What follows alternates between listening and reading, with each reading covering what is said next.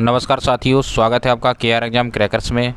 दोस्तों, K R exam crackers एक ऐसा प्लेटफॉर्म है जो आपके लिए सीटेट और टेट के बेहतरीन क्वेश्चनों का कलेक्शन लेके आया है, जिससे आपका सिलेक्शन ही नहीं अपितु आप सीटेट और टेट में बेहतरीन मार्क्स गेन करेंगे। जो भी मेरे भाई बहन बहुत ही निराश चल रहे हैं, उनका कई वर्षों से सीटेट क्लियर नहीं हो पाया है, वो अब निराश ना हो, क्योंकि दोस्तों हम ऐसे बेहतरीन क्वेश्चन की सीरीज़ चला रहे हैं जिससे आपके कॉन्सेप्ट आपके दिमाग में बनेंगे और आपका एग्ज़ाम 100% क्लियर होगा।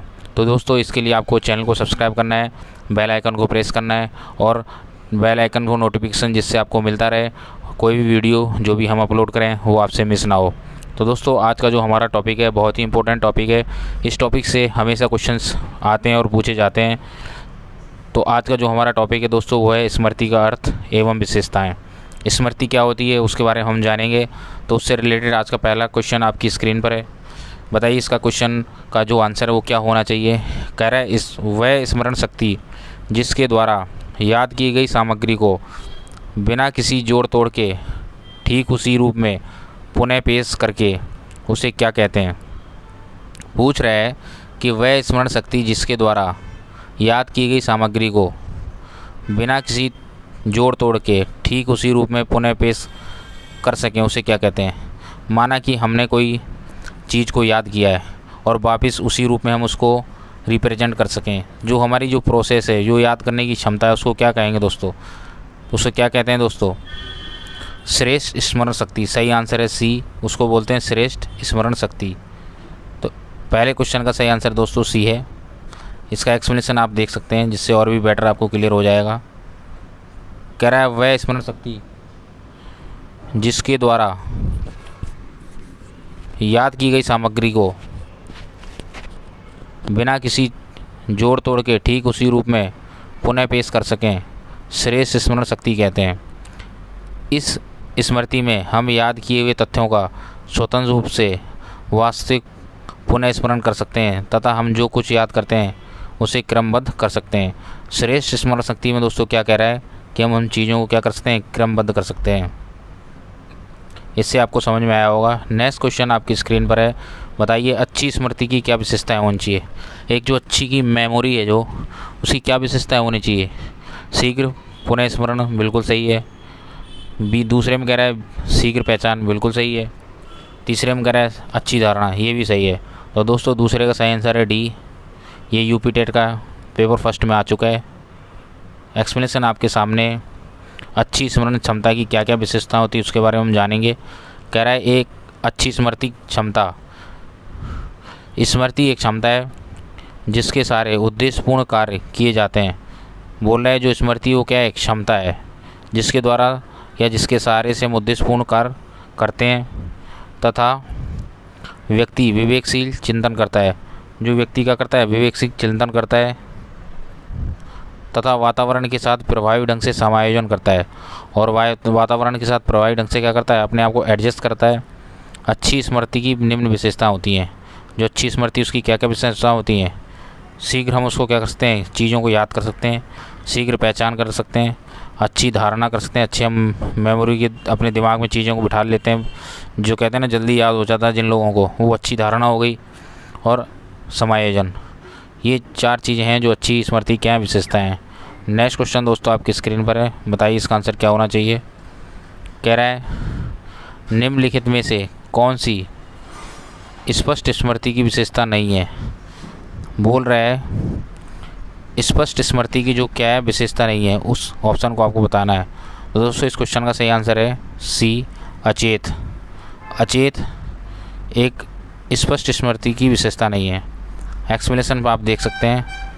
एक्सप्लेनेशन और भी अच्छे से आपको क्लियर हो जाएगा।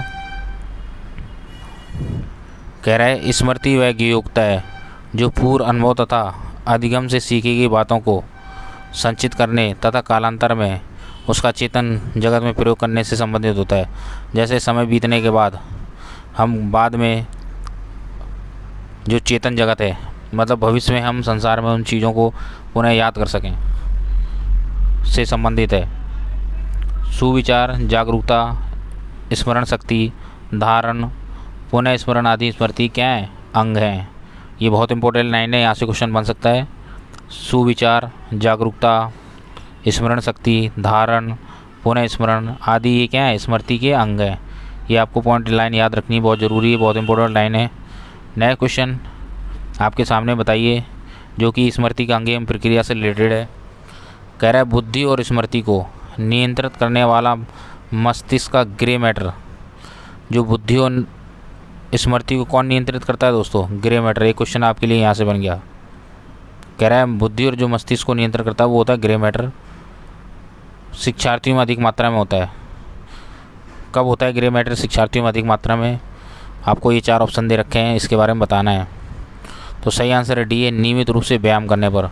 जो नियमित रूप से एक्सरसाइज करते हैं, योगा करते हैं, उन विद्यार्थियों में एक नियंत्रित मात्रा में ग्रे मैटर होता है जो कि बुद्धि और स्मृति को नियंत्रित करता है। एक्सप्लेनेशन से आप समझ सकते हैं, आपके सामने बहुत ही प्यारा एक्सप्लेनेशन है। कह रहा बुद्धि और स्मृति को नियंत्रित करने वाला मस्तिष्क का ग्रे मैटर, जैसा कि मैंने बताया आपको, नियमित रूप से व्यायाम करने वाले शिक्षार्थियों पर अधिक मात्रा में होता है, क्योंकि नियमित व्यायाम शरीर की ताकत बढ़ाने के साथ साथ मस्तिष्क की कोशिकाओं का आकार बनाए रखने में सहायक होता है। बहुत इंपॉर्टेंट लाइन है दोस्तों। जो नियमित व्यायाम क्या, रेगुलर जो व्यायाम करते हैं, शरीर की ताकत बढ़ाने के साथ साथ शरीर की कोशिकाओं का आकार बनाए रखने में सहायक होता है। व्यायाम मस्तिष्क का ग्रे पदार्थ को बनाए रखने में मदद करता है। क्या करता है? जो व्यायाम होता है वो मस्तिष्क को ग्रे पदार्थ को बनाए रखने में क्या करता है, मदद करता है, जो विभिन्न कौशल और सोच क्षमताओं से जुड़ा है। बहुत इंपॉर्टेंट लाइन है दोस्तों। जो ग्रे पदार्थ है वो आपकी विभिन्न मस्तिष्क की जो कौशल और सोच क्षमताओं से जुड़ा है। ग्रे मैटर के बैलेंस रहने से दिमाग की क्षमता की गिरावट को रोका जा सकता है।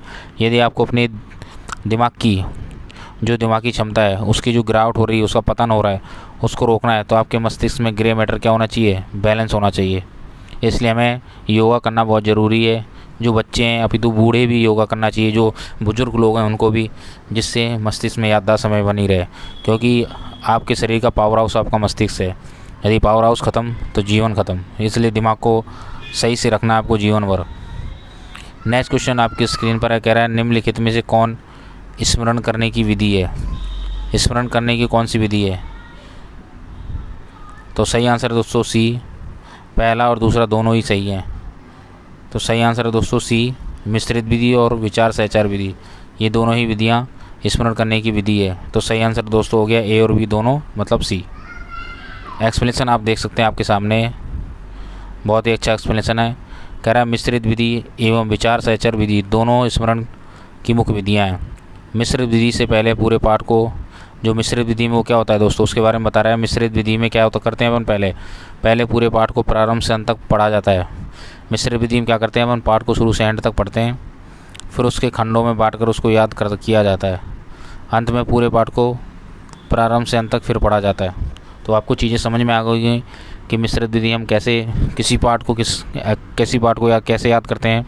और विचार सहचर विधि में क्या होता है, इस विधि में स्मरण की जाने वाली बातों को, जो बातों का ज्ञात बातों से संबंध स्थापित किया जाता है।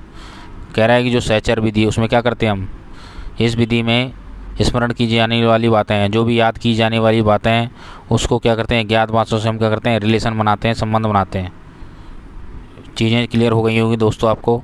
दोनों ही चीज़ें बहुत ही आसान थी, मैंने बहुत ही आसान आपको कर दी हैं, समझा दी हैं। निम्नलिखित में से कौन सा कारक स्मृति से संबंधित नहीं है? कह रहा है इसमें से कौन सा कारक स्मृति से रिलेट नहीं है? तो दोस्तों सही आंसर है डी, अनुभूति। एक्सप्लेनेशन आप देख सकते हैं आपके सामने। कह रहा पहचान, धारण, पुनः स्मरण का सीधा संबंध स्मृति से। बहुत इंपॉर्टेंट लाइन है, यहाँ से क्वेश्चन आपसे पूछ सकता है कि पहचान, धारण, पुनः स्मरण का सीधा संबंध कैसे स्मृति से है, जबकि अनुभूति विशेष परिस्थितियों में होने वाली प्रक्रिया है। जो अनुभूति है वो क्या है, विशेष परिस्थिति होने वाली क्रिया है। नेक्स्ट क्वेश्चन आपकी स्क्रीन पर है, आपको अच्छे से पढ़ लेना है, फिर इसका आंसर बताना है, बताइएगा। प्रत्येक मेरे जो भी भाई बहन हैं, उम्मीद करता हूँ उनकी दोस्तों पढ़ाई अच्छी से चल रही होगी और तन मन धन से आप लगे होंगे, क्योंकि समय बहुत कम बचा हुआ है। 2 महीने बाद आपका एग्ज़ाम है और आप बेहतरीन से प्रैक्टिस करते रहिए। मैं अच्छे क्वेश्चनों की सीरीज़ आपको लाता रहूँगा, जिससे आपका कॉन्फिडेंस डेवलप होता रहेगा और बीच बीच में आपके सारे डाउट्स क्लियर करता रहूँगा। तो दोस्तों आज का जो क्वेश्चन है वो आपके सामने कह रहा है वुडवर्थ के अनुसार स्मृति का आयाम नहीं है। स्मृति कौन सी चीज़ स्मृति का आयाम नहीं है? तो सही आंसर है डी, तर्क करना स्मृति का आयाम नहीं है। कह रहा है तर्क करना स्मरण से तात्पर्य पूर्व सीखी गई विषयों का पाठों को चेतना में लाने से होता है। तर्क करने का मतलब क्या होता है? जैसे हम तर्क करते हैं तो उसका क्या मतलब होता है? स्मरण से तात्पर्य क्या होता है?